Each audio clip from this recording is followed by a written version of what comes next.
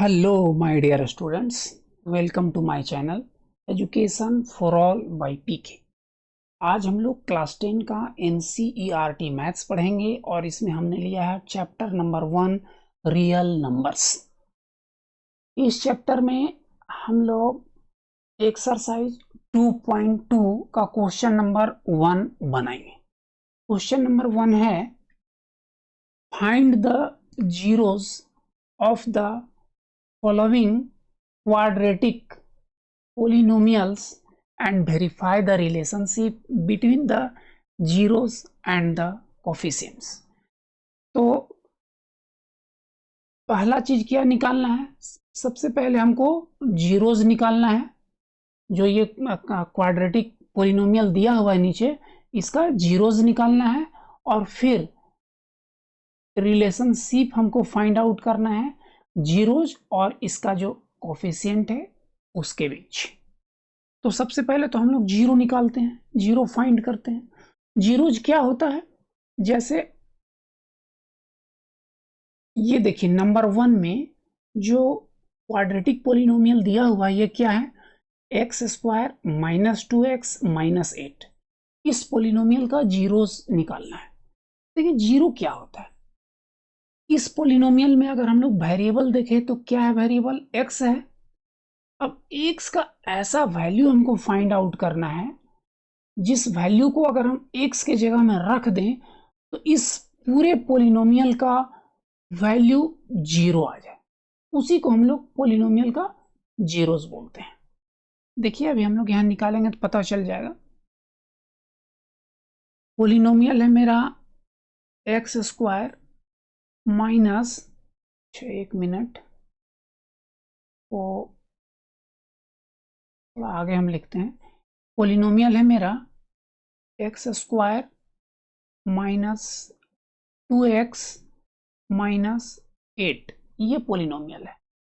अब इस पोलिनोमियल में x का ऐसा वैल्यू हमको फाइंड आउट करना है जिस वैल्यू को अगर इसमें हम रख दें तो इस पूरे पोलिनोमियल का वैल्यू जीरो हो जाए। जैसे फॉर एग्जांपल मान लेते हैं कि x का वैल्यू 2 रखने से इसका पूरे पोलिनोमियल का वैल्यू आ जाएगा जीरो। हम देखते हैं 2 रख के। एक्स स्क्वायर है तो यहाँ लिखेंगे 2 स्क्वायर, माइनस 2x है तो लिखेंगे 2 इंटू 2, मतलब x की जगह में 2 माइनस 8। अब देखिए इसका वैल्यू कितना आ रहा है? 2 दूनी 4 माइनस 4 माइनस 8। क्या मिलेगा हमको? ये और ये कैंसिल हो गया तो माइनस 8 मिल गया। मतलब ये जो पोलिनोमियल है इसका वैल्यू हमको क्या मिल गया? अगर x बराबर 2 हम ले लें, x के जगह में 2 हम पुट करें तो इस पूरे पोलिनोमियल का वैल्यू हमको माइनस 8 मिल जा रहा है। ठीक है, तो अगर x के जगह में हम 2 रख रहे हैं तो क्या पोलिनोमियल का वैल्यू जीरो मिला? नहीं मिला। अगर यही अगर 2 रखने से माइनस 8 के जगह में जीरो आ जाता तो हम बोलते कि 2 जो है इस पोलिनोमियल का जीरो है। अब हमको लगता है कि आपको समझ में आ गया होगा कि जीरो किसको बोलते हैं। ठीक है, तो यहां हमको इस पोलिनोमियल का जीरो निकालना है। इसका मतलब है कि x का ऐसा वैल्यू फाइंड आउट करना है जिसको अगर हम इस पोलिनोमियल में रख दें तो पूरे पोलिनोमियल का वैल्यू जीरो हो जाए। तो x का वैल्यू हमको निकालना है, ऐसा वैल्यू कि जीरो आ जाए। तो ऐसा करते हैं,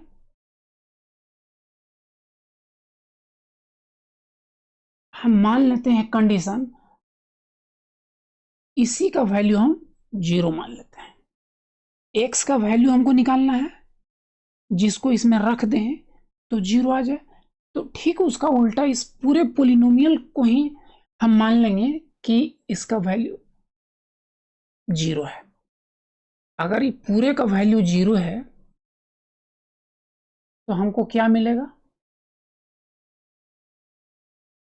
अब इस पोलिनोमियल का हम लोग फैक्टराइजेशन करेंगे। फैक्टराइजेशन आप लोग 9 क्लास में पढ़ चुके हैं, कैसे करते हैं। ये जो मिडिल टर्म है -2x, इसको हम तोड़ेंगे 2 टर्म में। और किस तरह से तोड़ेंगे, देखिए -8 और x², ये जो लास्ट वाला टर्म है और शुरू वाला है, इसको मल्टीप्लाई करिए तो क्या मिलेगा, -8x²। तो ये बीच वाला टर्म को हम लोग इस तरह से तोड़ेंगे कि दोनों को मल्टीप्लाई करने से -8x² आ जाए। ठीक है, जैसे x² माइनस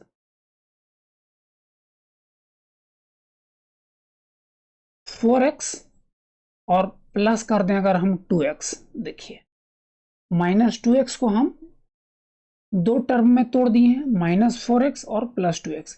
देखिए ये दोनों को अगर हम सिंप्लीफाई करें तो क्या मिलेगा, -4x + 2x को अगर हम सिंप्लीफाई करेंगे तो आ जाएगा -2x। तो -2x के जगह में ये चीज़ जो हम लिखे हैं ये कहीं से गलत नहीं है, ये बिल्कुल सही है।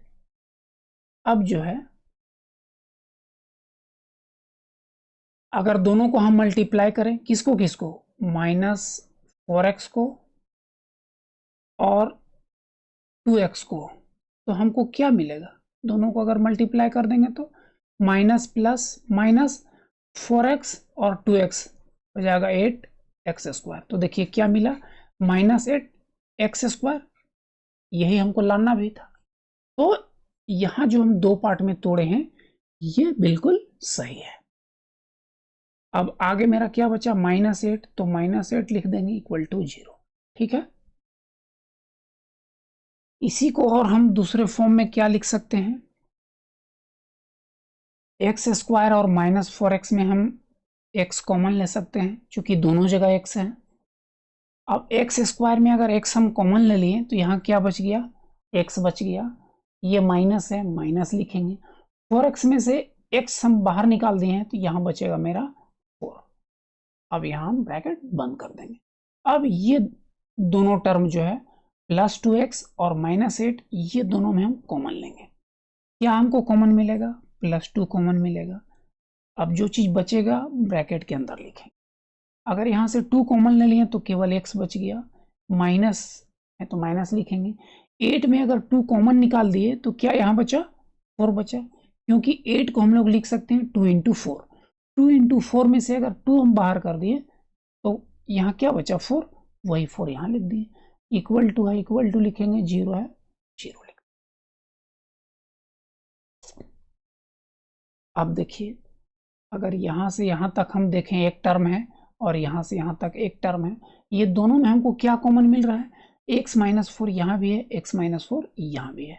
तो जो कॉमन मिला x - 4 को बाहर लिखेंगे, बाकी जो बचा ब्रैकेट के अंदर लिखेंगे। क्या बचा, ये शुरू वाला टर्म में यहाँ से यहाँ तक में x बच गया और ये बाद वाला टर्म में क्या बच गया, +2 बच गया, +2 लिख देंगे, इक्वल टू 0।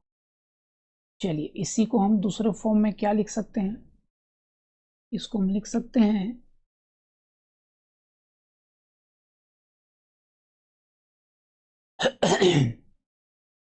x - 4 इंटू है x + 2 = 0 है। इसका मतलब है अगर कोई 2 टर्म को मल्टीप्लाई करने से 0 आ रहा है, इसका मतलब है कि ये दोनों में से कोई एक जरूर 0 होगा, तभी इसका इसका प्रोडक्ट 0 आएगा। तो या तो x - 4 = 0 होना चाहिए या फिर x + 2 = 0 होना चाहिए। ये जो रफ वर्क है इसको हम डिलीट कर देते हैं, ये मेरा रफ वर्क था।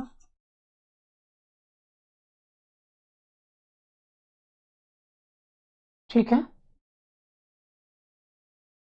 तब हमको क्या मिल गया, देन अगर x - 4 = 0 है तो x बराबर कितना होना चाहिए, 4, और x + 2 = 0 है तो x = क्या मिलेगा, +2 को RHS में ले जाएंगे तो -2। तो एक कंडीशन हम ले लिए थे कि क्या कंडीशन था कि अगर x² - 2x - 8 = 0 है तो क्या मिलेगा हमको, x इक्वल टू 4 मिलेगा या फिर -2 मिलेगा। ठीक, इसका उल्टा अगर हम बोले कि अगर x इक्वल टू 4 या -2 है, तब इस पोलिनोमियल का वैल्यू क्या मिलेगा हमको, 0 मिलेगा। ठीक है, तो इस तरह से हम x का ऐसा वैल्यू फाइंड कर लिए हैं, कौन कौन सा वैल्यू, 4 और -2, ऐसा वैल्यू फाइंड कर लिए हैं जिसको अगर हम इस पोलिनोमियल में x के जगह में रख दें तो इस पूरे पोलिनोमियल का वैल्यू हमको 0 मिलेगा। तो इसी को तो 0 बोलते हैं। दैट मीन्स हमने 0 फाइंड आउट कर लिया है, पोलिनोमियल का 0 फाइंड आउट कर लिया है। लिख सकते हैं therefore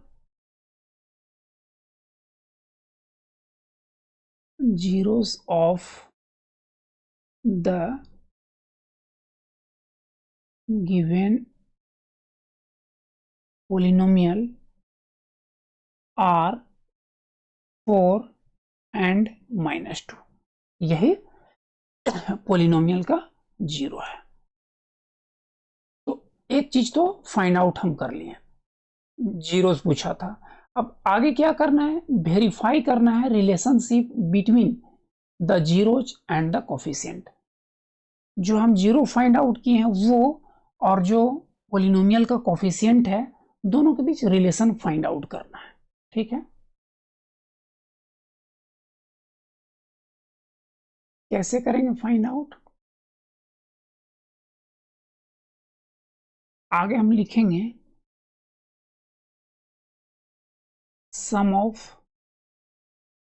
zeros equal to, zeros का सम निकालेंगे, क्या मिलेगा, 4 प्लस -2, इसका मतलब क्या हुआ, 4 -2, तो ये मिल गया 2। अब देखिए 2 को अगर हम 2/1 कर दें तो ये क्या है, 2/1 अगर हम लिख दें इसको तो ये किसके इक्वल है, 2। देखिए 2 जो है यहाँ x का कोफिशिएंट है 2, तो इसको हम लिख सकते हैं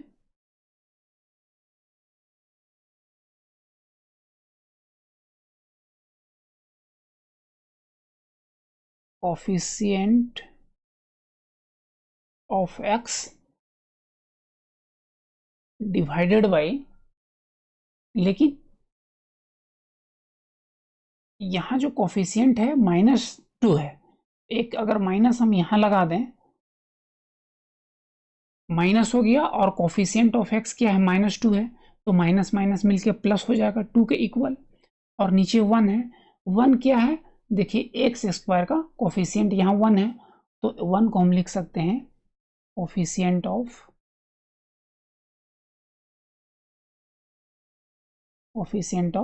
एक्स स्क्वायर।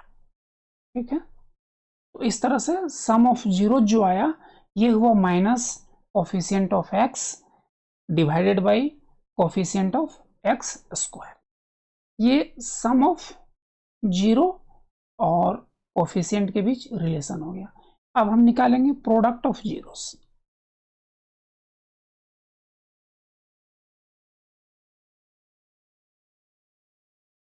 प्रोडक्ट ऑफ जी is equal to,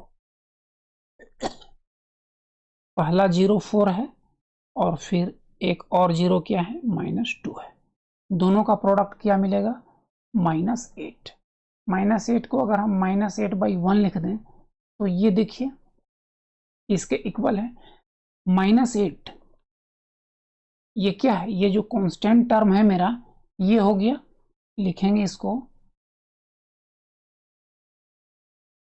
constant term divided by, ये 1 क्या है, एक्स स्क्वायर का कोफिशिएंट है, तो लिखेंगे कोफिशिएंट ऑफ एक्स स्क्वायर। तो ये रिलेशन हम दोनों के बीच निकाल लिए, सम ऑफ जीरोस और प्रोडक्ट ऑफ जीरोज और कोफिशिएंट के बीच मेरा रिलेशन निकल गया। तो इस तरह से ये सवाल हो गया फिनिश।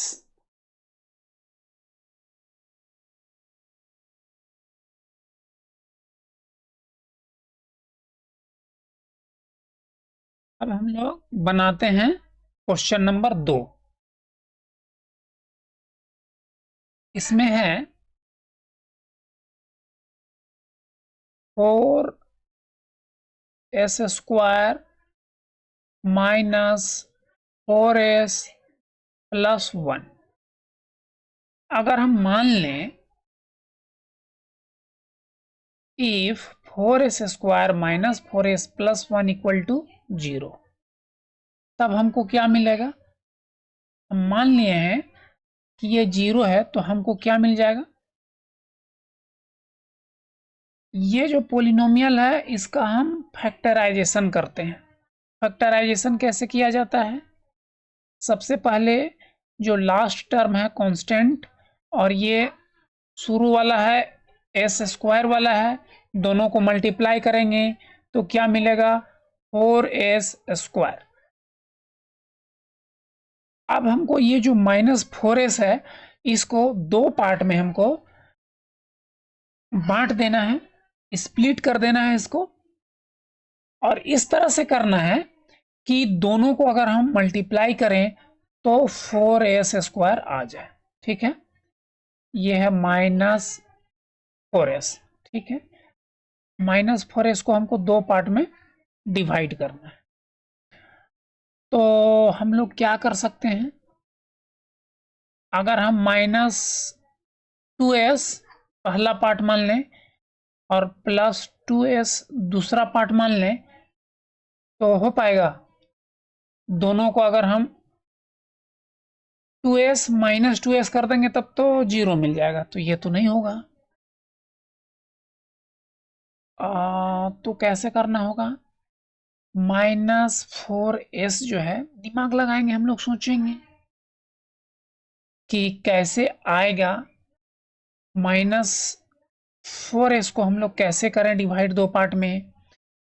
तो हम लोग ऐसे कर सकते हैं, अगर -4s ले लें और एक अगर हम s ले लें तो हो पाएगा? नहीं हो पाएगा, ये भी नहीं हो पाएगा। तो हम लोग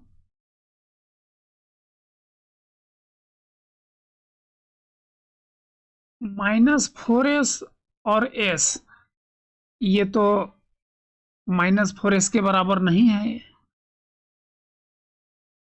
-2s और +2s यहाँ किए हैं, यहाँ अगर हम दोनों को माइनस कर दें, 2s को भी -2s करें तो दोनों को ऐड करेंगे तो कितना मिलेगा हमको? -4s मिल जाएगा। इसका मतलब ये हम ठीक दो भाग में डिवाइड किए हैं। और दोनों को अगर हम मल्टीप्लाई करें -2s और -2s को, तो क्या मिलेगा हमको? माइनस माइनस प्लस हो जाएगा। 2s को मल्टीप्लाई करेंगे तो 4s²। इसका मतलब ये ठीक है। तो हम लोग लिख देते हैं, ये जो 4s² है इसको हम 4s² लिख देंगे, और जो -4s है इसको हम लिखेंगे -2s। ठीक है, -2s सिंप्लीफाई करेंगे तो मिलके हो जाएगा -4s। तो अगर हम -4s के जगह में -2s लिखते हैं तो कोई गलती नहीं है। और -2s और -2s को अगर ये दोनों को हम मल्टीप्लाई करें तो हमको क्या मिलेगा? +4s² मिलेगा, जो कि ये दोनों के प्रोडक्ट के बराबर है। तो इस तरह से -4s को हम यहाँ ठीक स्प्लिट कर दिए। फिर आगे +1 है तो +1 लिख देंगे। ठीक है,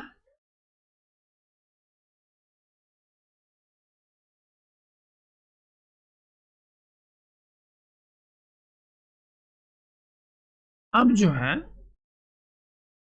और इतना इक्वल टू 0 कर देंगे। अब हम लोग क्या करते हैं, यहां से यहां तक दो टर्म में जो जो कॉमन है उसको हम कॉमन ले लेते हैं। क्या कॉमन है? 2s दोनों में कॉमन है। यहां से 4s² से अगर 2s हम निकाल दिए तो क्या बचा? 2s बचा। माइनस 2s बाहर कर दिए तो यहाँ 1 बचा। ठीक है, ब्रैकेट बंद कर देंगे। अब ये दोनों जो टर्म है इसमें क्या कॉमन मिलेगा? कुछ कॉमन नहीं मिल रहा है, तो कॉमन हम ले लेते हैं -1। अगर -1 बाहर ले लिए तो 2s का साइन बदल जाएगा, ये हो जाएगा +2s। क्योंकि देखिए -1 और 2s मल्टीप्लाई करेंगे तो -2s होगा ना, और +1 है तो माइनस हम बाहर ले लिए तो इसका भी साइन बदल के -1 कर देंगे। क्योंकि देखिए अगर ब्रैकेट हटाएंगे तो ये माइनस मिलके प्लस 1 तो +1 आ जाएगा। मतलब इसको अगर हम इस रूप में लिख रहे हैं तो अगर समझ में नहीं आता है तो इसको आप सिंप्लीफाई करके बैक देखिए ये मिल रहा है कि नहीं, ऐसे हम लोग इसको वेरीफाई कर लेंगे। और इक्वल टू 0 लिख देंगे। अब देखिए यहां से यहां तक एक टर्म है और ये फिर एक टर्म है। ये दोनों टर्म में क्या कॉमन हमको मिल रहा है? ये कॉमन मिलता है। 2s - 1 यहां भी है, 2s - 1 यहां भी है, तो 2s - 1 कॉमन ले लेंगे, इसको रखेंगे ब्रैकेट में। बाकी जो बचेगा उसको भी रखेंगे ब्रैकेट के अंदर। क्या बचा? यहाँ 2s बचा और यहाँ क्या बचा? -1 minus equal to 0। 2s - 1 into है 2s - 1 और इक्वल टू 0 है। इसका मतलब क्या होगा? इससे हमको क्या मिला? इससे हमको ये मिला कि 2s - 1 0 होगा।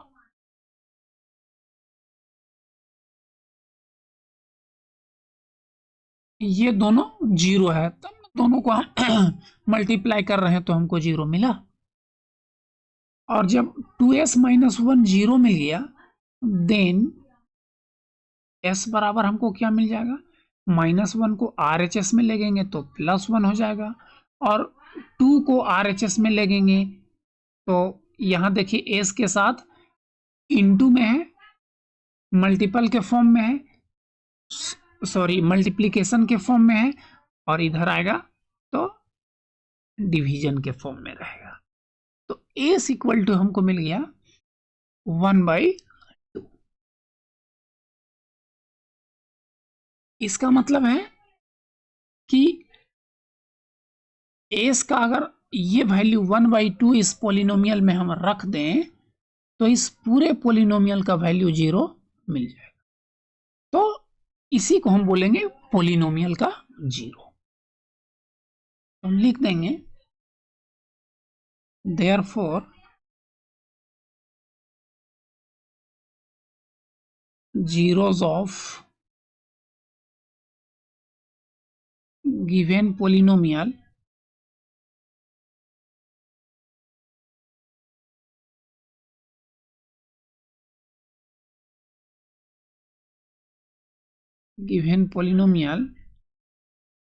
is 1/2। हम एक ही 0 अभी लिख रहे हैं यहाँ। ये क्वाड्रेटिक पोलिनोमियल है और क्वाड्रेटिक पोलिनोमियल में मैक्सिमम 2 0 हो सकता है, तो यहां भी हम 2 0 मान के चलेंगे। 2 0 है लेकिन दोनों यहाँ 0 इक्वल है और वो क्या है? 1/2 है। ठीक है, तो हम लोग 0 फाइंड आउट कर लिए। अब आगे करना है, वेरीफाई करना है relationship between the zeros and the coefficients. हम जानते हैं कि रिलेशनशिप क्या होता है, कोफिशिएंट और जीरो का रिलेशनशिप क्या होता है। लिखेंगे वी नो, रिलेशनशिप हम जानते हैं sum of zeros equal to होता है -b/a। अब हम यहां निकालते हैं सम ऑफ जीरो, निकालते हैं पहले। Here sum of zero is equal to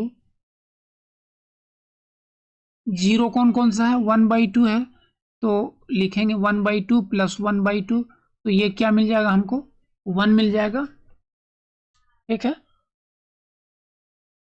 और 1 को हम लोग क्या लिख सकते हैं, अगर पोलिनोमियल को हम लोग देखें तो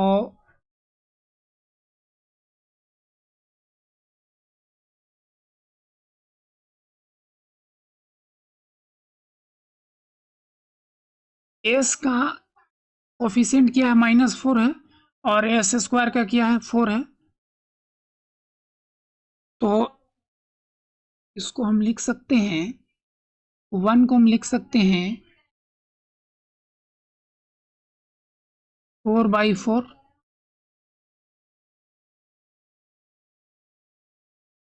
और 4/4 को हम क्या लिख सकते हैं, 4 क्या है, coefficient of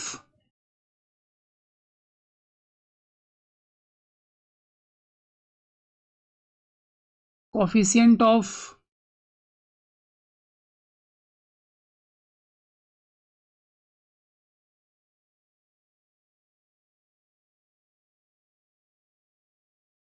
coefficient of S लिख सकते हैं।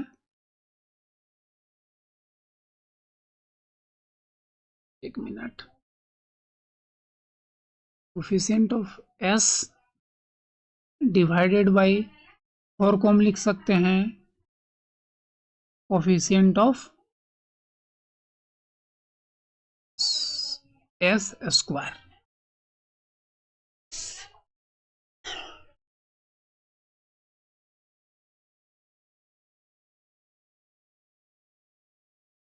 या हम, और अगर इधर हम माइनस लगा दें,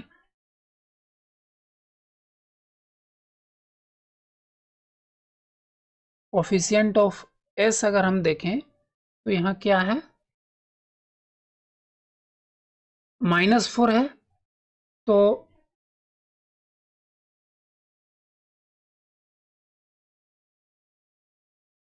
बाहर एक माइनस लगा देंगे तब +4 मिलेगा हमको, और कोफिशिएंट ऑफ एस स्क्वायर ये ठीक है।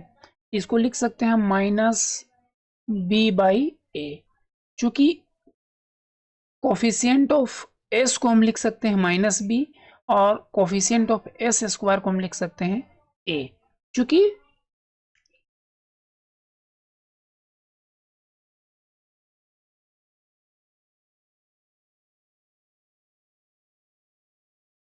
चलिए अब हम लोग निकालते हैं प्रोडक्ट ऑफ 0। ठीक है, लिखेंगे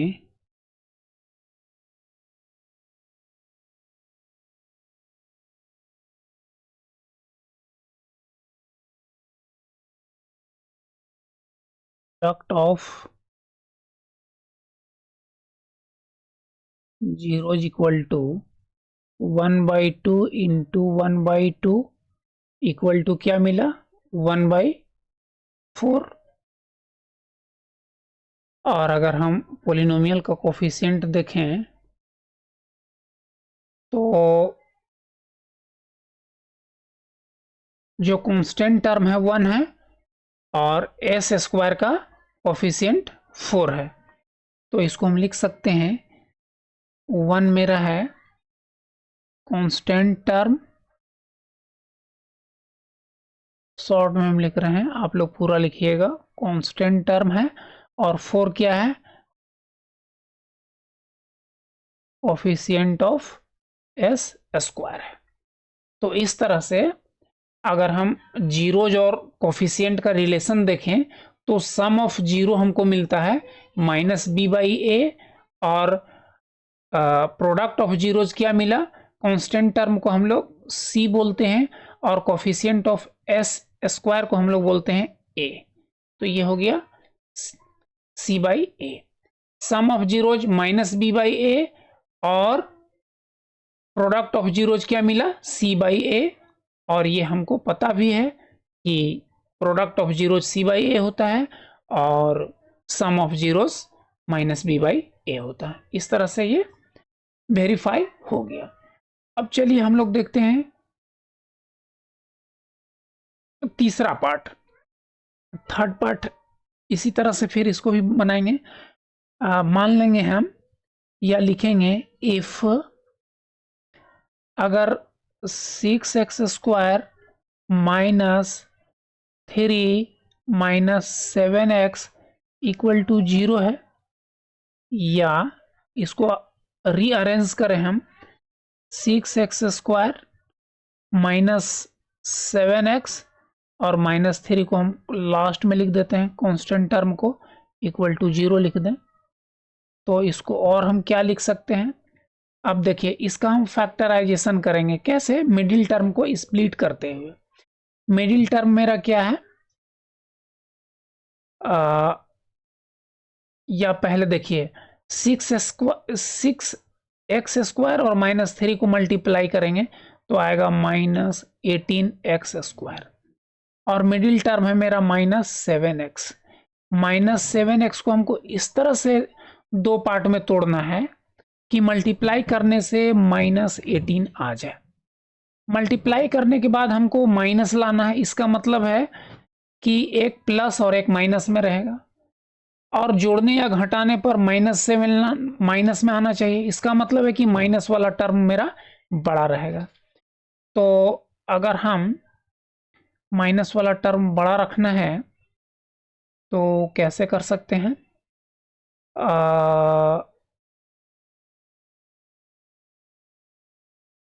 हम ऐसे सोचेंगे 18 को हम लोग किस किस तरह से लिख सकते हैं फैक्टराइज करके। एक तो 1 इंटू 18 लिख सकते हैं, 2 इंटू 9 लिख सकते हैं, 3 इंटू 6 लिख सकते हैं, और 3 4 5 6, बस यही 3 तरह से लिख सकते हैं।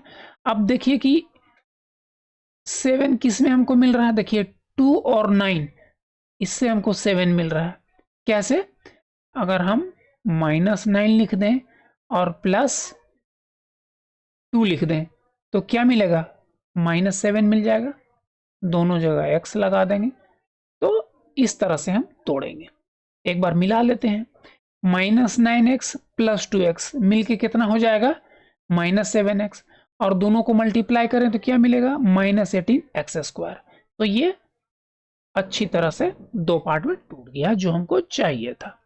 तो लिखेंगे 6x² और -7x को लिखेंगे -9x + 2x, दोनों मिलकर के फिर हो जाएगा -7x, और -3 को -3 इक्वल टू 0। चलिए अब कॉमन लेते हैं, 6x² माइनस 9x, दोनों में क्या कॉमन ले सकते हैं, देखिए 6 और 9 में 3 कॉमन है, x² और यहाँ x है, दो x कॉमन ले लेंगे। तो 6 में 3 कॉमन ले लिए, बचा 2, x² में x कॉमन ले लिए, एक x बच गया, माइनस है तो माइनस दे देंगे। 9 में 3 कॉमन ले लिए, 3 बचा, x बाहर निकाल दिए, कुछ भी नहीं बचा। अब इसमें देखते हैं क्या कॉमन मिलेगा, कोई कॉमन नहीं मिलेगा, +1 लिखेंगे और ये होगा 2x - 3। एक चीज और ध्यान देना है, ये ब्रैकेट वाला पार्ट दोनों जगह सेम होना चाहिए। अगर सेम नहीं आ रहा है तो इसका मतलब है कि कहीं ना कहीं हम कुछ गलती कर रहे हैं। अब फिर आगे कॉमन क्या मिल गया, सेम 2x - 3 दोनों जगह है, तो इसको ले लेंगे। बाकी जो बचेगा यहाँ लिखेंगे, यहाँ से यहाँ तक में क्या बच गया, 3x, और यहाँ क्या बचा, +1 करेंगे इक्वल टू 0। उसके बाद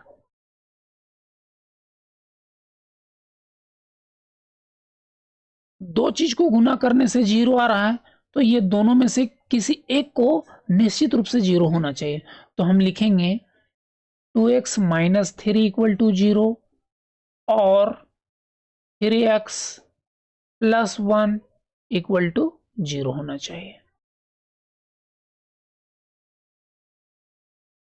देन तब क्या होगा, x इक्वल टू -3 को RHS में लगेंगे तो 3 और 2 आएगा नीचे यहाँ, और इसी तरह से यहाँ x इक्वल टू -1/3 हो जाएगा।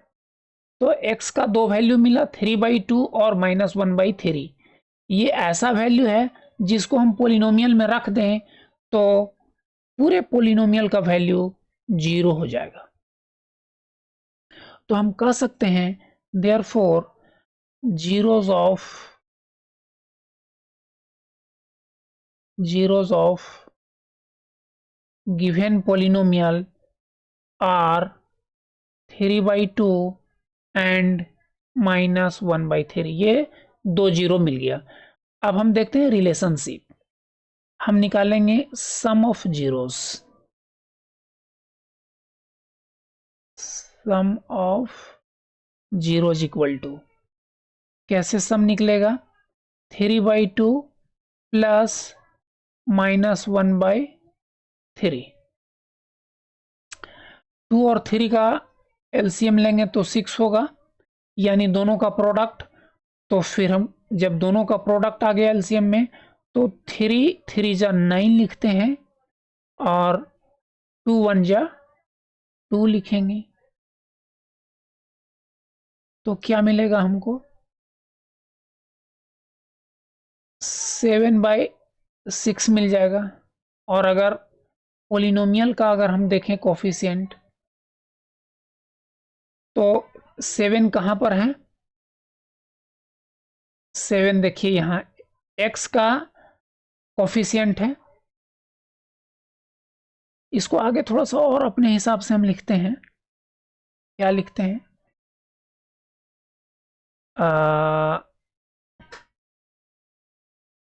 माइनस लिखते हैं और 7 को लिख देते हैं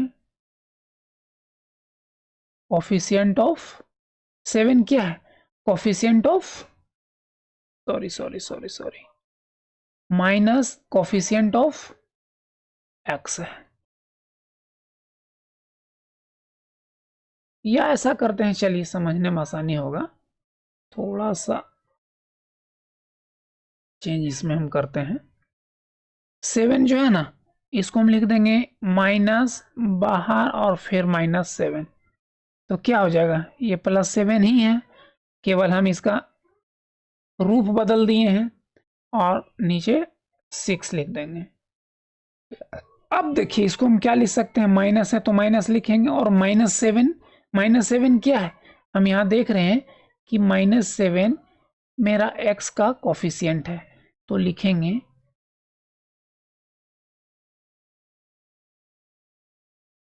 coefficient of x divided by 6 है। 6 क्या है? Coefficient of x square. ठीक है, चाहे तो इसको हम आगे और लिख सकते हैं। क्या? माइनस है तो माइनस लिख देंगे और कोफिशिएंट ऑफ x को b लिखा जाता है और कोफिशिएंट ऑफ x स्क्वायर को हम लोग a लिख सकते हैं। तो सम ऑफ जीरोज क्या मिला? -b/a। और ये हमको पहले से भी पता है कि सम ऑफ जीरोज -b/a होता है। तो यहाँ रिलेशन वेरीफाई हो गया। अब हम क्या निकालेंगे? Product of zeros.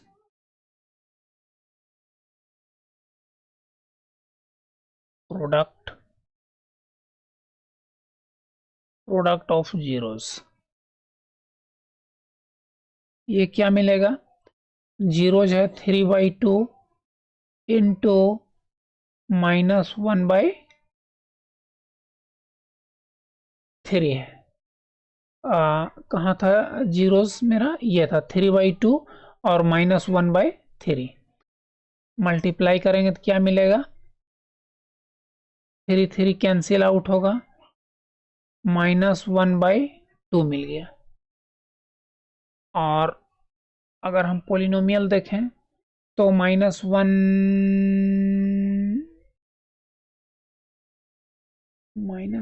तो मेरा पोलिनोमियल में नहीं है, कहीं कोई मिस्टेक। एक मिनट, जीरोस पहले देखते हैं क्या क्या है जीरोस। 3/2 -1/3, 3/2 -1/3, तो ये आ गया -1/2। हम जानते हैं कि क्या होता है, ये c/a होना चाहिए। सम होता है माइनस बी बाई ए और प्रोडक्ट होता है सी बाई ए। तो सी सी सी सी सी, हाँ हाँ, ये देखिए, ये कांस्टेंट टर्म मेरा क्या है, -3 है,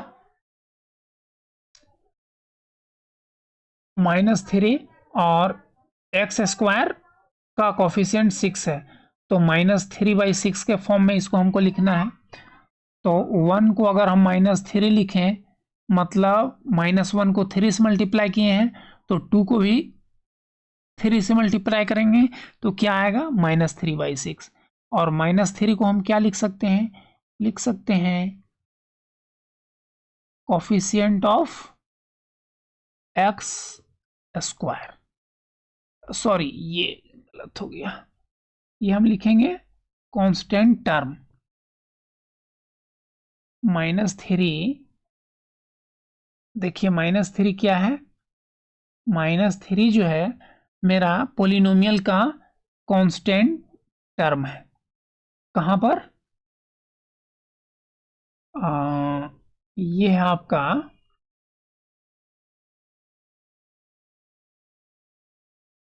कांस्टेंट टर्म है यहाँ पर है,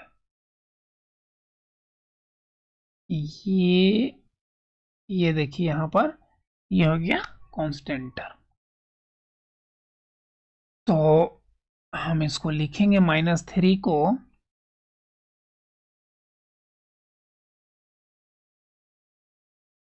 coefficient of,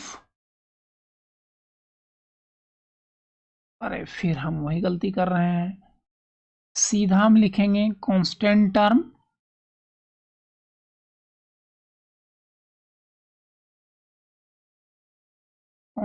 term divided by 6 क्या है,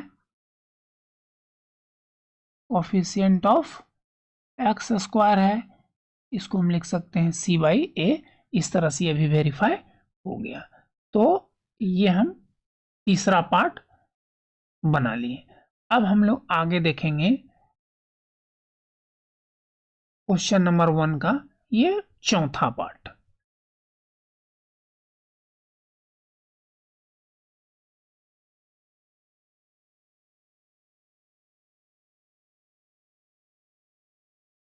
में है, हम मान लेते हैं if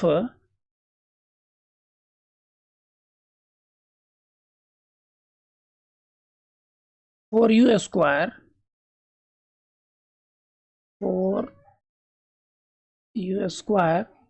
plus 8u equal to 0, या इसको हम क्या लिख सकते हैं, अगर हम 4u कॉमन ले लें तो क्या बचेगा, यहाँ u बचेगा, प्लस यहाँ से 4u कॉमन ले लें तो क्या बचेगा, 2 बचेगा, इक्वल टू 0, या इसको हम लिख सकते हैं 4u इक्वल टू 0 और u प्लस 2 इक्वल टू 0, क्योंकि इसका और इसका दोनों का प्रोडक्ट 0 है, तो दोनों में से कोई एक को 0 होना चाहिए।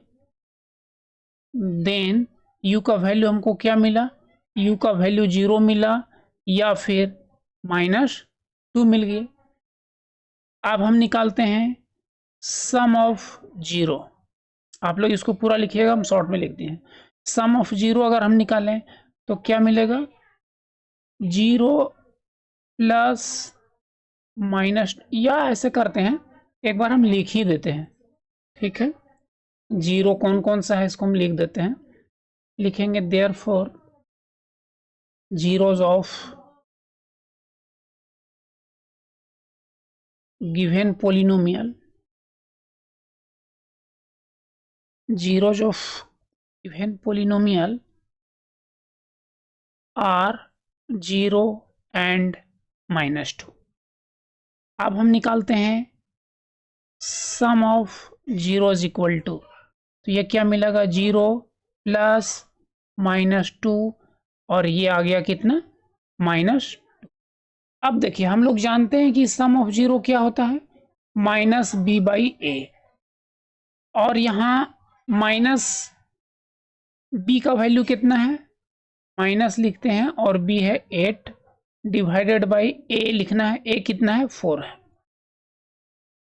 तो इस 2 को हमको लिखना है कितना, -8 बाई 4। तो क्या आ सकता है, एकदम आ सकता है। -2 को हम 4 से मल्टीप्लाई करें तो क्या मिलेगा, -8।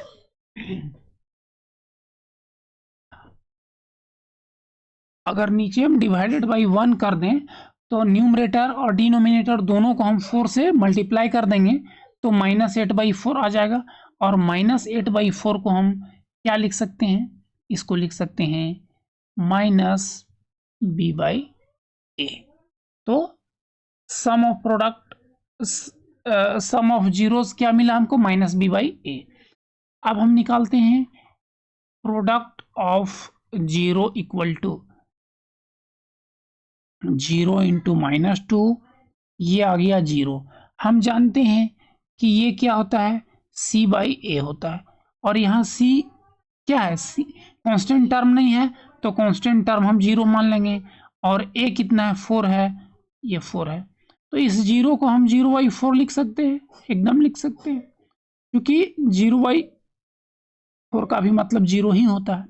और इसको हम लिख सकते हैं क्या, c कांस्टेंट टर्म है, कांस्टेंट टर्म यहाँ नहीं है मेरा कुछ, तो ये c लिख देंगे, और 4 को हम क्या लिखेंगे, a लिख देंगे, क्योंकि 4 u² का कोफिशिएंट है। तो इस तरह से प्रोडक्ट ऑफ जीरो हमको c/a मिल गया, और ये वेरीफाई हो गया। अब देखते हैं हम क्वेश्चन नंबर 5 भी इसी बनाएंगे। इफ t² -15 इक्वल टू 0, तो इसको हम क्या लिख सकते हैं,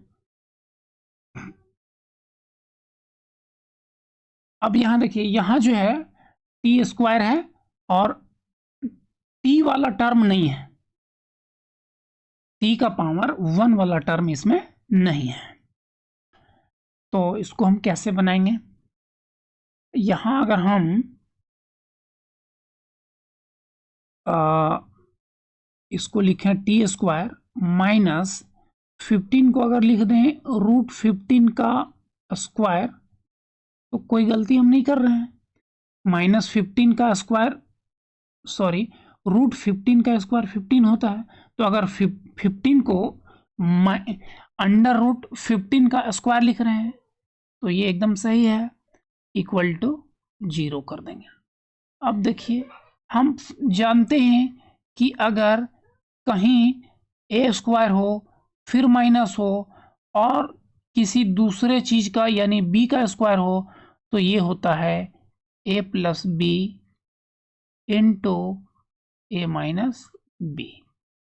तो यहां भी हम देख रहे हैं कि इसी फॉर्म में है, a² - b² के फॉर्म में है, तो यहां लिखेंगे a + b, मतलब t + √15 और फिर a - b t - √15 equal to 0। या इसको हम लिख सकते हैं t + √15 इक्वल टू 0 और t - √15 इक्वल टू 0। देन क्या हमको मिल गया, t इक्वल टू मिल गया -√15 और +√15, ये दो हमको 0 मिल गया। लिख देंगे therefore zeros of given polynomial are -√15 and +√15, ये मिल गया हमको जीरोस। अब हम लिखते हैं sum of zeros, sum of zeros equal to, ये क्या हो जाएगा, √15 प्लस √15 और ये क्या हो जाएगा, ये हो जाएगा 0। अब देखिए हम जानते हैं कि सम ऑफ 0 क्या होता है, -b/a होता है। तो यहाँ ये जो मेरा पोलिनोमियल है इसमें t वाला टर्म नहीं है, t का जो कोफिशिएंट होता है उसी को हम b मानते हैं। तो t का कोफिशिएंट t वाला टर्म नहीं है तो t का कोफिशिएंट क्या हो गया, 0 हो गया। तो इसको हम क्या लिखेंगे, 0 है इसको हम -b लिख सकते हैं, डिवाइडेड बाय a क्या होता है, t² वाला कोफिशिएंट, t² का कोफिशिएंट। तो यहाँ t² का कोफिशिएंट क्या है, 1 है। तो 0 के नीचे अगर डिवाइडेड बाई 1 हम लिखें तो कोई दिक्कत नहीं है। तो अगर नीचे यहाँ 1 है तो 1 को हम a लिख सकते हैं। हमको क्या मिला, 0 = -b/a मिल गया। कहने का मतलब है कि सम ऑफ 0 क्या मिला, -b/a। और ये हम पहले से भी जानते हैं कि सम ऑफ जीरोस -b/a ही होता है। ये वेरीफाई हो गया। अब हम निकालते हैं प्रोडक्ट ऑफ 0 = प्रोडक्ट ऑफ 0 क्या मिलेगा, -√15 इंटू एक ये है और दूसरा √15 है। तो √15 मल्टीप्लाई करेंगे तो आएगा 15, और चूंकि यहाँ हम देख रहे हैं कि माइनस है तो हम माइनस लगा देंगे, ये मिला -15। अब हम जानते हैं कि ये होता है c/a। तो यहाँ मेरे पास c कितना है, कांस्टेंट टर्म -15 है और a कितना है, a1 है। तो c/a आ रहा है कितना, -15, और यहाँ भी मेरा आया प्रोडक्ट ऑफ 0 -15। तो -15 को हम लिख सकते हैं c/a। चलिए यहाँ डिवाइडेड बाई 1 कर दे रहे हैं, -15 को हम c लिख दिए और 1 को a लिख दिए। तो यहाँ प्रोडक्ट ऑफ 0 मिला c/a, और ये भी हमको पहले से पता है कि प्रोडक्ट ऑफ जीरोस c/a ही होता है। इस तरह से ये वेरीफाई हो गया क्वेश्चन नंबर 5। अब लास्ट है 6। तो आइए अब हम लोग 1 का सब पार्ट देखते हैं, 6। यहाँ भी अगर हम 3x² - x - 4 = 0 ले लें तो हमको क्या मिलेगा। यहाँ देखिए 3 टर्म है, तो बीच वाला टर्म को हम स्प्लिट करेंगे 2 भाग में, उसको बांटेंगे और उसके बाद हम फैक्टराइजेशन करेंगे, ठीक है। तो 3 और -4 हो गया -12x², ये आ गया। और ये -x है, इसको हमको 2 भाग में डिवाइड करना है। तो इसको हम क्या लिख सकते हैं, देखिए 12 को जो है अगर हम लिख दें 4 × 3 लिख दें, ठीक है। और अगर इसको हम -4 कर दें और इसको +3 रखें तो क्या मिलेगा हमको, -4 + 3 -1 मिलेगा। कहने का मतलब है कि -4x + 3x में अगर इसको हम डिवाइड कर दें, -x को अगर हम लिख दें -4x + 3x, तो कोई दिक्कत है, कोई दिक्कत नहीं है। -4x + 3x मिलके -x ही होता है, तो ऐसा हम लिख सकते हैं। और ये दोनों को अगर हम मल्टीप्लाई करें तो -12x² मेरा आ रहा है। तो ये जो मेरा -x का 2 पार्ट में जो विखंडीकरण है वो सही है। इसको हम लिख देते हैं 3x² और -x को लिखेंगे -4x + 3x, फिर -4 है तो -4, इक्वल टू है इक्वल टू, 0 है तो 0 लिख दें। अब चलिए यहाँ से यहाँ तक दो टर्म है, दोनों में क्या कॉमन है, x कॉमन है, और x निकालने के बाद क्या बचा, यहाँ बचा 3x और यहाँ बच गया 4। उसके बाद यहाँ ये दोनों टर्म में क्या कॉमन मिलेगा, कुछ कॉमन नहीं है, तो हम कॉमन ले लेंगे +1, ब्रैकेट के अंदर आ गया 3x - 4। देखिए 3x - 4 यहाँ भी है, 3x - 4 यहाँ भी है, इसका मतलब हम सही दिशा में आगे बढ़ रहे हैं। अब हम लोग 3x - 4 दोनों जगह है, इसको कॉमन बाहर निकाल लेंगे और जो बचा x + 1 इसको यहाँ ब्रैकेट के अंदर लिखेंगे इक्वल टू 0। देन हमको क्या मिल गया, 3x - 4 इक्वल टू 0 और x + 1 इक्वल टू 0। इसलिए x बराबर हम क्या लिख सकते हैं, x इक्वल टू लिख सकते हैं 4/3 और -1। Therefore